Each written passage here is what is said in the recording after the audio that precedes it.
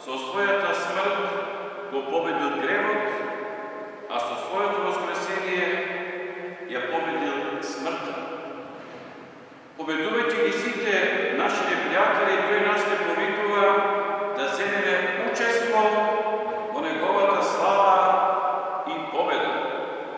Не да ние победиме, туку само да се прилепиме покрај победителот.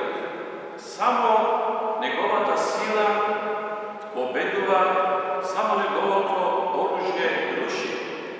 Ние сме без сила и без оружје, а нашите непријатели се силни, но со него и покрај него ние ги победуваме и посилните од нас.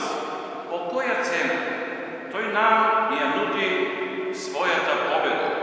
По ефтина цена, браќа и сестри мои, по многу ефтина цена, тој нам ја дава најскапоцената победа, да се понизиме и покориме на Божјата воља. Тоа е цената која тој ја бара за да го победи ѓаволот за нас.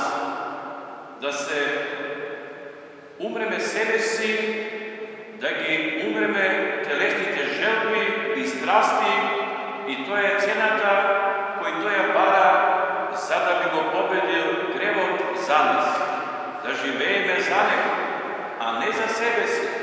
Да го селиме него во своето срце. Тоа е цената која тој ја бара да би ја победил смртта за нас. Он ги победил сите непријатели јавно и потпуно, но ова е цена по која тој нам ни нуди, ја нуди својата победа за секој од нас. Апостолот говори да му благодариме на Бога кој ни дарува победа преку нашиот Господ Исус Христос. О, воскреснат Господе, посвети нас и посилине и извлечине со Твојата победа. Ти воздигнуваме слава и благодарност во вечни векови. Амин. Само Господи.